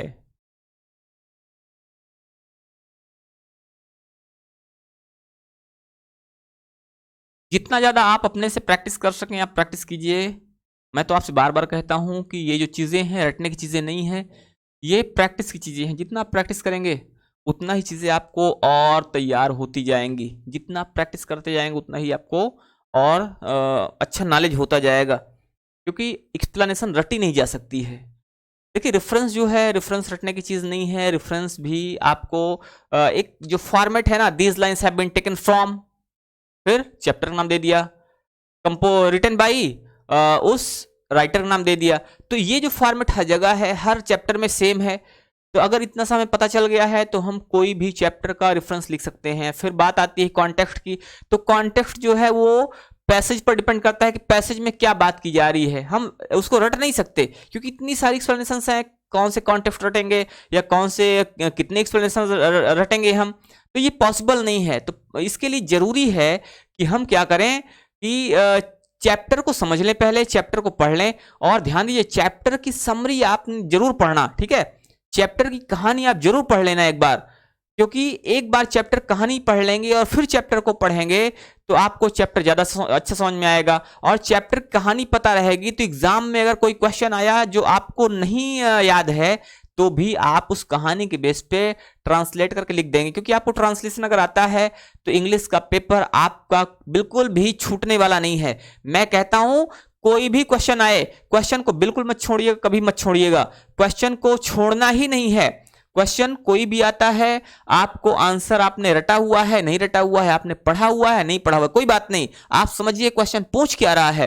क्वेश्चन जैसा भी पूछे, क्वेश्चन जो भी पूछ रहा है, आपको क्वेश्चन के अकॉर्डिंग अपने माइंड में सोचना है कि इसका आंसर क्या हो सकता है, क्या हो सकता है इसका आंसर। और फिर आपके दिमाग में जो भी आ रहा हो कि हाँ इसमें ऐसी ऐसी चीजें हैं जो इस क्वेश्चन के आंसर के लिए ठीक हो सकती हैं या उसको हम यहां पर लिख सकते हैं, तो आप वो चीजें लिखिए। आपका आंसर सही होगा, आपका आंसर गलत नहीं होगा। अगर मान लीजिए आपने 4 मार्क्स के लिए कोई क्वेश्चन का आंसर लिखा है, आप अगर नहीं लिखेंगे तो ये 0 हो जाएगा। लेकिन अगर आपने लिखा हुआ है, थोड़ा बहुत गलतियां भी हो रही हैं, तो भी आप एटलीस्ट 2 मार्क्स पा जाएंगे।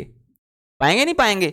तो आपने 4 मार्क्स को 0 कर दिया, वो ठीक है, या 4 मार्क्स को आपने 4 मार्क्स की जगह पर 2 आपने पा लिया, वो ठीक है। तो अब इसलिए अगर हम 2 मार्क्स भी पा जाते हैं वहां पे तो वो हमारे लिए अच्छा होगा, हमारे लिए बेनिफिशियल होगा। इसलिए छोड़ना नहीं है कोई भी क्वेश्चन। अब हम लोग देखते हैं एक्सप्लेनेशन कि कैसे एक्सप्लेनेशन करते हैं।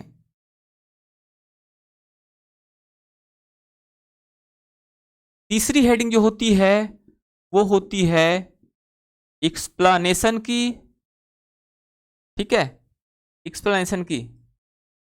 अब एक्सप्लेनेशन में क्या लिखना है? एक्सप्लेनेशन में वो सारी ही बातें लिखना है जो भी हमने पढ़ी हुई हैं इस पैराग्राफ में, इस पैसेज में। जिस पैसेज को हम एक्सप्लेन करने जा रहे हैं उस पैसेज में दी गई सारी ही बातें एक्सप्लेन करनी हमें। क्या क्या कहा जा रहा है कि you are living in an age when there are great opportunities for women in social work, public life and administration.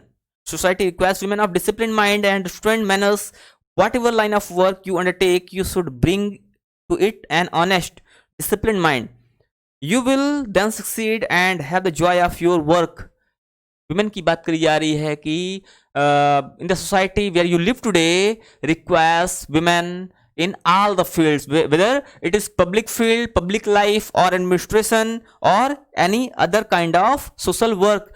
Women are required everywhere, but which type of women are required? Women of disciplined mind and restrained manners, means women who have disciplined mind and restrained manners are required in every walk of life.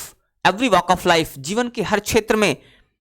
Whatever line of work you undertake, Here, Dr. S. Radhakrishnan says that whatever work you are going through, you should bring to it an honest, means you should do it honestly. Whatever kind of work you are undertaking, whatever kind of work you are going through, you should do it quite honestly and with a disciplined mind. In a disciplined mind, you should have a disciplined mind and honest thought towards your work, and if you are doing it honestly and with a disciplined mind, you will then succeed, you will get success, and you will enjoy your work, you will enjoy your job, and the outcome of the particular work also will be better than those who are not doing it quite honestly. जो इसको ईमानदारी से नहीं कर रहे हैं, तो उनकी अपेक्षा जो आपका काम होगा वो कैसा होगा, वो आपका काम बहुत अच्छा होगा. तो doctor S Radha Krishnan says that women are required in every walk of life today. ध्यान दीजिए, doctor S Radhakrishnan says that women are required in every walk of life today, whether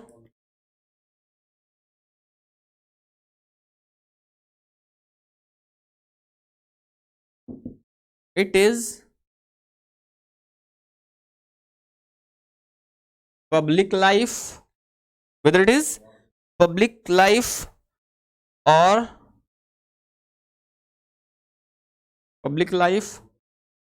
or social work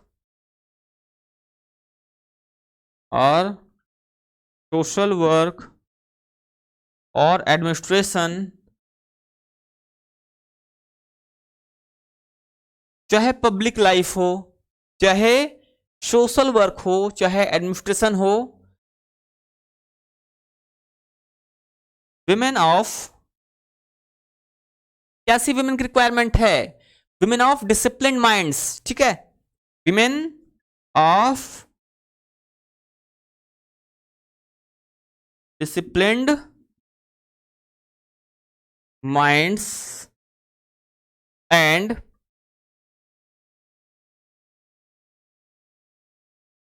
women of disciplined minds and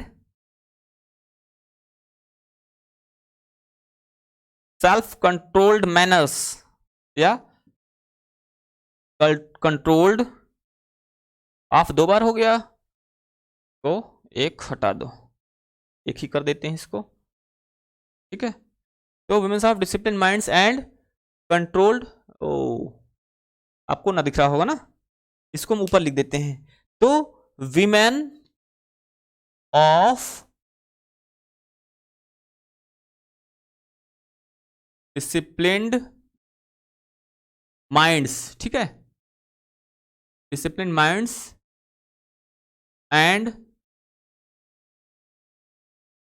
controlled manners इधर manners लिख दे रहे हैं, controlled manners are required everywhere. ये चीजें क्योंकि यहां पर स्पेस नहीं है तो मैं आपको बता दे रहा हूं. ठीक है, तो जो विमेन हैं वो कैसी विमेन की रिक्वायरमेंट है, यहां पर ध्यान दीजिए. डॉक्टर एस राधाकृष्णन कहते हैं that women are required in every walk of life today. आज औरतें जो हैं, नारियां जो हैं, जीवन के हर क्षेत्र में रिक्वायर्ड हैं. ठीक है, लेकिन कैसी नारियां रिक्वायर्ड हैं वो भी आगे बात करते हैं. Whether it is public life, चाहे पब्लिक लाइफ की बात हो, और सोशल वर्क या सोशल वर्क की बात हो, और एडमिनिस्ट्रेशन या एडमिनिस्ट्रेशन की बात हो, चाहे पब्लिक लाइफ की बात हो, सोशल वर्क की बात हो या एडमिनिस्ट्रेशन की बात हो. विमेन ऑफ डिसिप्लिन्ड माइंड, कैसी विमेन, डिसिप्लिन्ड माइंड वाली एंड कंट्रोल्ड मैनर, और वही चीज यहां ऊपर लिखी हुई है, आप देख लीजिएगा, यहां पर हमने नीचे लिख दिया था. तो women of discipline minds, discipline mind वाली औरतें, एंड कंट्रोल्ड मैनर्स, और कंट्रोल्ड मैनर्स वाली औरतें आर डिमांडेड एवरीवेयर, हर जगह उनकी डिमांड है। ठीक है, यहां पर एक चीज और आगे कही जा रही है कि whatever kind of work you are doing, whatever kind of work you are going through, you should have honesty and discipline in your work. ठीक है, आपके वर्क में, आपके अंदर ऑनेस्टी होनी चाहिए और डिसिप्लिन होना चाहिए। Means whatever work you are doing, you should have honesty and you should do it in a disciplined manner. If you are doing so, you will enjoy your work, you will enjoy your job, and that will bring success in your life। ये चीजें आपके life में success लाएंगी। Friends, ये चीजें हैं जो आपके life को आगे बढ़ा सकती हैं, आपके लाइफ को सक्सेस कर सकती हैं। तो हमने यहां तक लिखा है, और यहां तक लिखने के बाद अगर इसको आप कहें तो मैं रफ कर देता हूं और आगे भी बता देता हूं।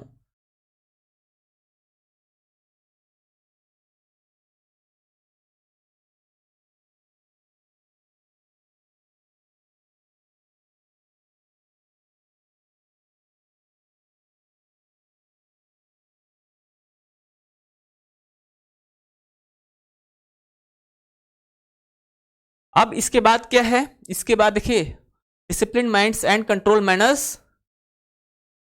Discipline mind and controlled manners are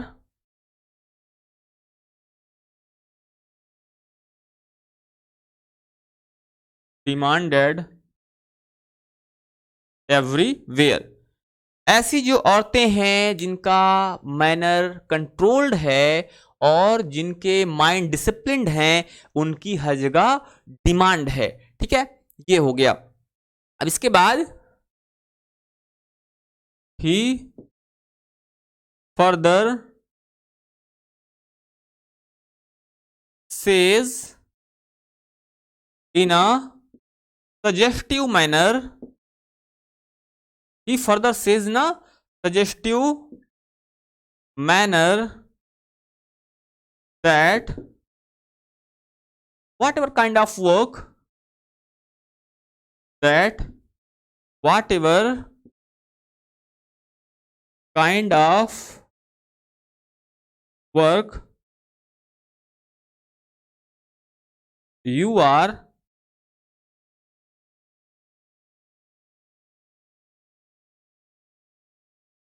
undertaking, whatever kind of work you are undertaking,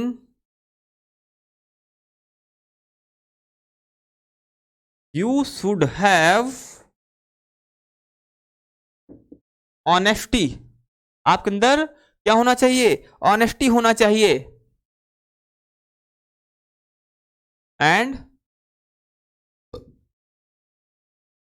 discipline, you should have honesty and discipline to the work।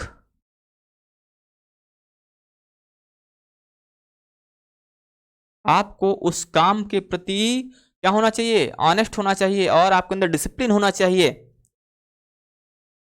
If you are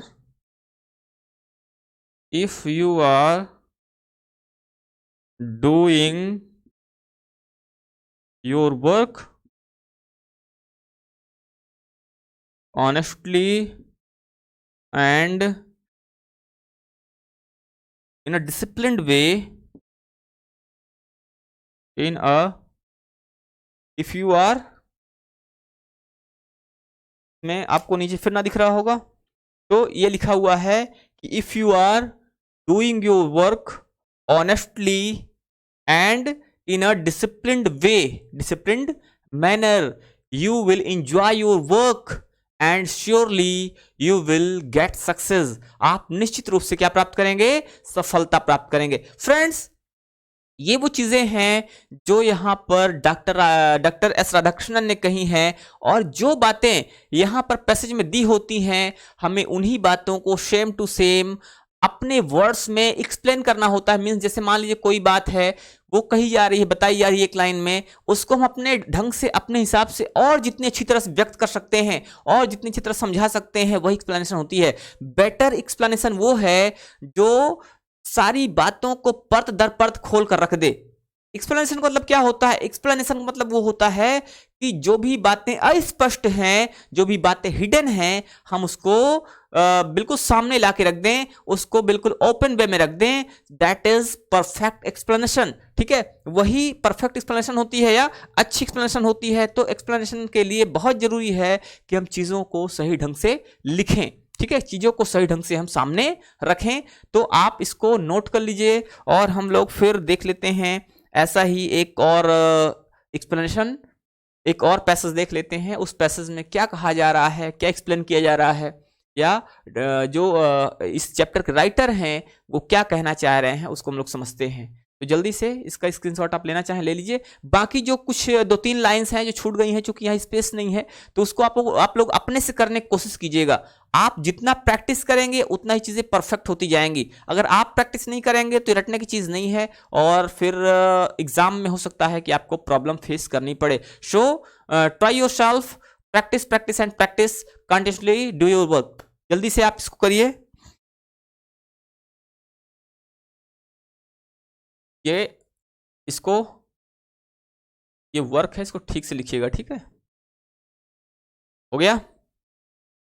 अब हम लोग देख लेते हैं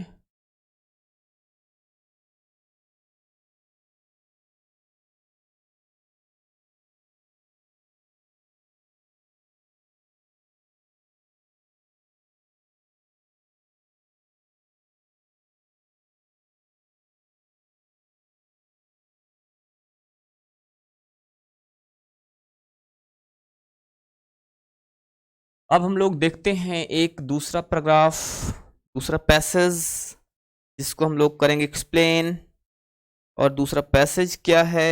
एक्चुअली इन अवर से लेके बिटर तक। एक्चुअली इन अवर, देखो ये जो दूसरा वाला पैसेज है उसमें आप देखिए, एक्चुअली इन अवर कंट्री से लेके बिटर।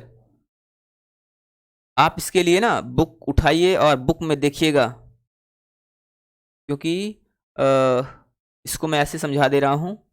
ठीक है, एक्चुअली इन अवर कंट्री, यहाँ से बुक में सर्च कीजिए। और kind of education imported deep, so we are looking depth,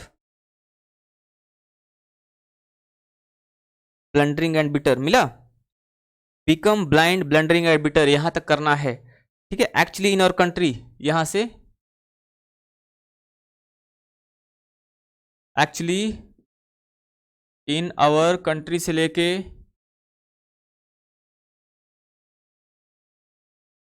blunder and bitter, blunder and bitter यहां तक करना है। ठीक है, तो blundering and bitter, blundering and bitter. ठीक है, ब्लंडरिंग एंड बिटर। तो फ्रेंड्स अब हमें इसको एक्सप्लेन करना है। एक्सप्लेनेशन आप खुद से करिएगा, हम लोग सिर्फ डिस्कस कर लेते हैं इसको कि इसमें क्या क्या चीजें की जा रही हैं। तो सबसे पहले हमें क्या लिखना होता है? सबसे पहले हमें लिखना होता है रेफरेंस। तो रेफरेंस तो पूरे चैप्टर का सेम होता है। ठीक है, पूरे चैप्टर का रेफरेंस क्या होता है? सेम होता है। रेफरेंस में कुछ भी अलग चीज नहीं होती है, क्योंकि चैप्टर का नाम और जो राइटर का नाम है वो कहीं भी बदलता नहीं है पूरे चैप्टर में, चाहे वो पहले पैसेज का एक्सप्लेनेशन हो और चाहे वो दूसरे पैसेज का एक्सप्लेनेशन हो। एक्सप्लेनेशन चाहे पहले चैप्टर का हो चाहे दूसरे चैप्टर का हो, कहीं भी उसमें ना तो नाम बदलना है ना तो राइटर बदलना है। तो इसलिए पूरे चैप्टर का जो एक्सप्लेनेशन होता है, सॉरी पूरे चैप्टर का जो रेफरेंस होता है, हम रेफरेंस की बात कर रहे हैं, तो पूरे चैप्टर का रेफरेंस सेम होता है। तो रेफरेंस वही हो जाएगा हमारा, these lines have been taken from the lesson. क्या है नाम लेसन का? विमेंस एजुकेशन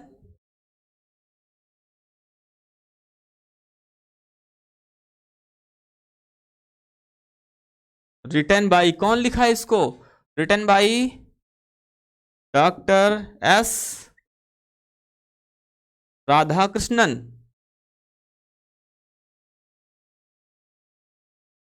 ठीक है, written by doctor S Radhakrishnan. ये हो गया हमारा रेफरेंस। रेफरेंस सब में सेम होता है, हमने पहले बताया आपको। तो रेफरेंस अगर आपने एक बार याद कर लिया है या एक बार आपने सिर्फ फॉर्मेट याद कर लिया है तो आपको लेसन का नाम और राइटर का नाम सिर्फ चेंज करना होता है बार बार। ठीक है, तो इसमें तो कोई प्रॉब्लम आपको होनी नहीं है। This lines have been taken from the lesson women's education written by doctor S Radhakrishnan. ये हो गया हमारा रेफरेंस। अब रेफरेंस के बाद हम लोग बात करने वाले हैं कॉन्टेक्स्ट की। तो फ्रेंड्स, कॉन्टेक्स्ट लिखने के लिए हमें थोड़ा सा उस पैसेज को पढ़ना जरूरी होता है जिसका कॉन्टेक्स्ट हम लिखने जा रहे हैं, क्योंकि कॉन्टेक्स्ट लिखने के दो तरीके हैं। एक तरीका तो ये है कि उस पैसेज में जो बातें करी गई हैं अगर उसके पहले की चीज़ों का हमें आइडिया है तो थोड़ा सा उसके विषय में बता सकते हैं, ताकि एक्सप्लेनेशन जो शुरू होती है वो वहां शुरू होती है। मतलब उसके पहले का आइडिया हमने दे दिया कॉन्टेक्स्ट में और एक्सप्लेनेशन शुरू होगी उसी पैसेज से। तो जो रीडर होता है, रीडर को ये पता चल जाता है कि यहाँ पहले ये हुआ था, अब इसके बाद ये हो रहा है। एक तरीका ये हुआ, और दूसरा तरीका कॉन्टेक्स्ट का होता है कि हम उस पैसेज को पढ़ लें और पैसेज को पढ़ने के बाद जो पैसेज में जो भी बातें हैं पूरी बातें उसको हम ब्रीफ में अपने वर्ड्स में लिख दें, 2 से 2.5 लाइन में, 3 लाइन में, हार्डली 3 लाइन में। तो अगर हम उसके विषय में थोड़ा सा बता देते हैं ब्रीफ में 3 लाइन में तो वो हो जाता है हमारा कॉन्टेक्स्ट। फ्रेंड्स समझ में आई बात? तो हमने रेफरेंस लिख लिया है, रेफरेंस के बाद हम देख लेते हैं कॉन्टेक्स्ट। कॉन्टेक्स्ट में क्या लिखना है, लेकिन कॉन्टेक्स्ट लिखने से पहले एक बार पैसेज को समझना जरूरी होता है, इसलिए आप लोग पैसेज को जरूर पढ़ें। ठीक है, पैसेज को आप पढ़ेंगे तो आप बेहतर लिख पाएंगे, चाहे वो कॉन्टेक्स्ट हो चाहे एक्सप्लेनेशन हो। क्योंकि एक्सप्लेनेशन में भी अगर आपने पैसेज नहीं पढ़ा है तो फिर आप एक्सप्लेनेशन को कर नहीं पाएंगे। तो आइए देख लेते हैं क्या कहा जा रहा है यहाँ पे, क्योंकि हम लोग यहाँ पर रेफरेंस और कॉन्टेक्स्ट कर लेते हैं और एक्सप्लेनेशन उम्मीद करूंगा कि आप अपने से करेंगे। मैं इसको फिर से एक बार पढ़ा दे रहा हूँ, मैं आपको बता दे रहा हूँ कि इसमें होगा क्या। Actually in our country education so far as girls education is concerned is not widespread enough.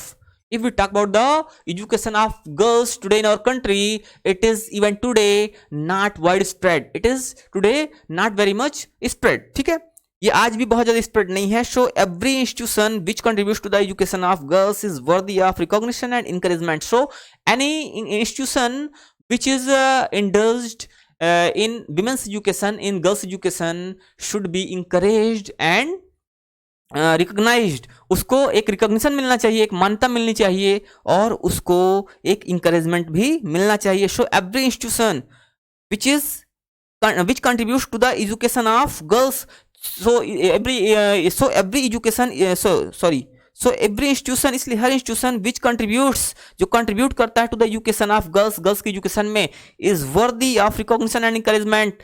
So it should be recognised and it should be encouraged. But I am anxious that the kind of education that is imparted must not be broad but should also be deep. But the kind of education which is being imparted these days to the students of our country should not only be broad. Should not only be broad means we are studying this book, this book, this book. We are studying so many books. So the education is so much broad but the depth is not over there. वहां पर गहराई नहीं है, वहां पर विस्तार तो है लेकिन गहराई नहीं है। So it is being said over here that I am concerned, I am anxious, I am concerned that the kind of education which is being imparted must not only be broad but also be deep. It should be deep, not only be broad. आगे कहा जा रहा है we are lacking in depth. We are lacking in depth means the education we are getting is lacking depth. There is lack of depth. We may become learned and skilled. If we are getting education, we are getting a broad education, we may have skill and learning both, but we do not have some kind of purpose in our life. But if we don't have deep knowledge, we don't have depth in our education, so we will not have purpose in our life. If it is so, we will miss our purpose, and if it is so, if we miss our purpose, our lives themselves become blundering and bitter.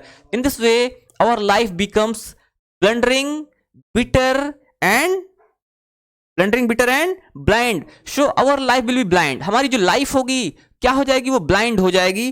तो इस तरह से यहां पर जो education है वो education से ब्रॉड नहीं होनी चाहिए, वो क्या होनी चाहिए, ब्रॉड के अलावा उसमें डेप्थ भी होनी चाहिए। तो यहां पर जो सबसे बड़ी बात है, सबसे बड़ी बात यहां पर कही जा रही है, वो महत्व समझाया जा रहा है कि डेप्थ ऑफ एजुकेशन। ठीक है, तो इन दिस लाइंस अब कॉन्टेक्स्ट की बात करें तो कॉन्टेक्स्ट में क्या लिखा जाएगा, यहां पर जो राइटर हैं, राइटर महत्व बताते हैं डेप्थ ऑफ एजुकेशन का। ठीक है, in comparison to its broadness, इसकी जो ब्रॉडनेस है उसकी अपेक्षा। तो the writer emphasizes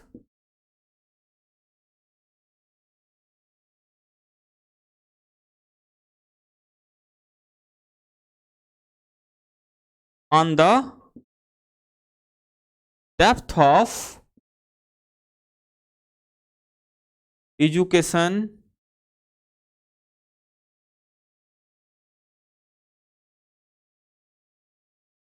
in place of its broadness। ठीक है, if the education is not deep, it will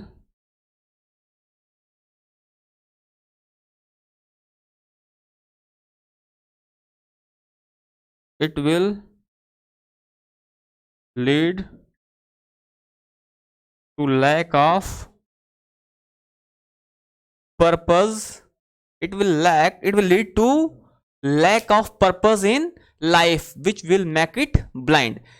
यहां पर देखिए the writer emphasizes on the depth of education, जो राइटर है वो एजुकेशन के डेप्थ पर emphasize करता है। ठीक है, क्या emphasize करता है, जोर देता है कि जो एजुकेशन है वो डीप होनी चाहिए, एजुकेशन में डेप्थ होनी चाहिए। तो the writer emphasizes on the depth of education in place of its broadness, जो एजुकेशन है वो बहुत ब्रॉड नहीं होनी चाहिए, ब्रॉड हो ना हो कोई फर्क नहीं पड़ता है, लेकिन उसमें डेप्थ होनी चाहिए। If the education is not deep, अगर एजुकेशन डीप नहीं है, अगर एजुकेशन में गहराई नहीं है, it will lead to lack of purpose in life, तो ये जीवन में पर्पस की कमी को दिखाएगी, which will turn the life into a blind one, जो कि पूरी लाइफ को क्या कर देगा, ब्लाइंड कर देगा, मींस जो जीवन है वो अंधकार में हो जाएगा। ठीक है, तो यहां पर ये बात की जा रही है। और इसके बाद जो अगला नंबर आता है वो है कॉन्टेक्स्ट के बाद एक्सप्लेनेशन का। एक्सप्लेनेशन में पूरी बात जो है उसको हमें एक्सप्लेन्ड वे में करनी है, पूरी बात डिटेल में हमें करनी है। तो उम्मीद करता हूं आप लोग घर में प्रैक्टिस करेंगे और अपने से ज्यादा चीजें समझने की, ज्यादा चीजें करने की कोशिश करेंगे, क्योंकि जब तक आपकी कोशिश नहीं होगी तब तक चीजें बेहतर नहीं हो पाएंगी। आपकी कोशिश सबसे जरूरी है, इसलिए आप अपने से प्रैक्टिस करते रहिए, आप घर पर प्रैक्टिस करते रहिए। मिलते हैं फिर से कल इसी टाइम पे, तब तक के लिए आप सभी को जय हिंद।